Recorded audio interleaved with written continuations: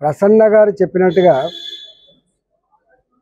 తెలంగాణ రాష్ట్రంలో విద్యార్థుల దౌర్భాగ్యం ఏంటంటే చదవడానికి ఉద్యమం, చదువుకోవడానికి ఉద్యమం, నోటిఫికేషన్లు వస్తాయని చెప్పి 5 సంవత్సరాలు 10 సంవత్సరాలు లైబ్రరీలలో ఉండి 42-43 డిగ్రీల ఎర్రటి ఎండలలో కూడా ఉండి లేనిది తినకుండా చదవడం, నోటిఫికేషన్ల కోసం ఉద్యమం, నోటిఫికేషన్లు పడిన తర్వాత రిజల్ట్ కోసం ఉద్యమం, రిజల్ట్ వచ్చిన తర్వాత అవకతవకల మీద ఉద్యమం, ఉద్యమానికి తలొగ్గకపోతే చివరికి కోర్టు మెట్లెక్కి మొన్ననే నిరుద్యోగ యువత సాధించుకున్న విజయం మీరు చూసారు.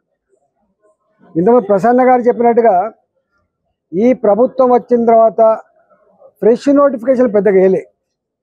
ఇప్పుడు గ్రూప్ 1 ఏ ఎగ్జామ్స్ కోసం అయితే నోటిఫికేషన్ ఇచ్చామని చెప్తున్నారో ఆనాటి టీఆర్ఎస్ ప్రభుత్వం జీవో నంబర్ 55 ప్రకారంగా 503 ఉద్యోగాలకు నోటిఫికేషన్ ఇచ్చారు.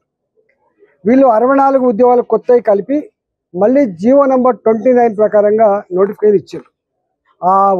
ఆ నియామకాలలో ఒకటే సెంటర్లో ఎంతమందికి ఎట్లా మార్కులు వచ్చినాయి, ఎట్లా అవకతవకలు జరిగినాయి, ఈ తొందరలో ఎట్లా 10 సంవత్సరాల కాలం పాటు చదువుకున్న విద్యార్థి కళ్ళల్లో మట్టి కొట్టిందో కోర్టు వేసిన మొట్టకాయలే సజీవ సాక్ష్యం.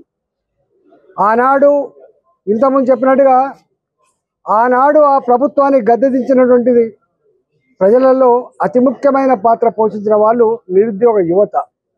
ఎవ్రీ 6 మంత్స్కి ఒకసారి సమీక్షిస్తాం, డిపార్ట్మెంట్ల వారీగా ఉద్యోగాలు ఎన్ని ఉన్నాయో బయట పెడతాం, వెంటనే ఎప్పటికప్పుడు నోటిఫికేషన్లు ఇస్తాం, భర్తీ చేస్తామని చెప్పి ప్రగల్భాలు పలికిన ప్రభుత్వం ఇవాళ ఎక్కడ 2 సంవత్సరాలు గడిచినప్పటికి కూడా ఎక్కడ వేసిన గొంగడికి అక్కడనే ఉంది తప్ప ఇప్పటి వరకు ఆ ప్రయత్నం జరగట్లేదు. వాళ్ళ రాజకీయాలు చేసుకోవడం కోసం సరిపోతుంది తప్ప ఇచ్చిన హామీల ప్రకారంగా ఎక్కడ కూడా ఆ సమస్యలు పరిష్కరించే ఆ కన్సర్న్ ఉన్నట్టుగా లేదు. కాబట్టి నేను అశోక్ షుగర్ పేషెంట్, పాపం షుగర్ పేషెంటు, గతంలోనే అనేక సార్లు నిరుద్యోగ యువకులతో పెద్ద ఎత్తున ఉద్యమాలు చేసిన బిడ్డ. ఆయన 6 రోజులు అవుతుంది ఇలా బ్లడ్ శాంపుల్ తీయనీయకపోతే, గ్లూకోజ్ కూడా ఎక్కనీయకపోతే నీ కిడ్నీలు ఖరాబ్ అయిపోయేటువంటి ఆస్కారం ఉంది, నీ ప్రాణానికే ముప్పు వచ్చేటువంటి ఆస్కారం ఉంది. అందరు కూడా దసరా సెలవులకు ఇంటికి పోయినరు.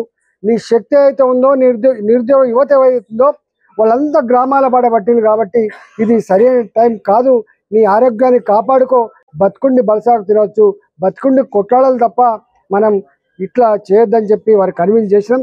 వారి వారి వారి సత్యమని కూడా మాతో పాటుగా మాట్లాడిండు.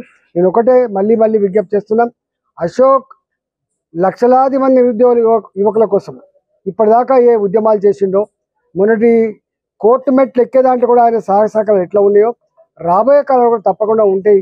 తెలంగాణ సమాజం అశోక్ని ఒక ఉద్యమకారుడిగా నిరుద్యోగ సమస్య పరిష్కారంలో కొట్లాడుతున్నటువంటి వాడిగా చూస్తూ ఉంది. కాబట్టి అశోక్కి మేము అప్పీల్ చేసినాం, కానీ ఆయన ఇంకా ఎక్కడో మా ప్రభుత్వం దిగి వస్తుంది మాట్లాడుతుందని చెప్పే దాంట్లో ఉన్నాడు.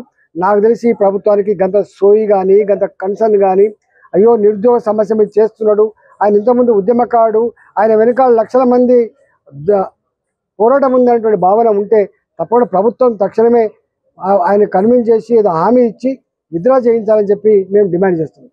అసలైన తొలి వెలుగు. ఫాలో వాట్సాప్ @తొలి వెలుగు official.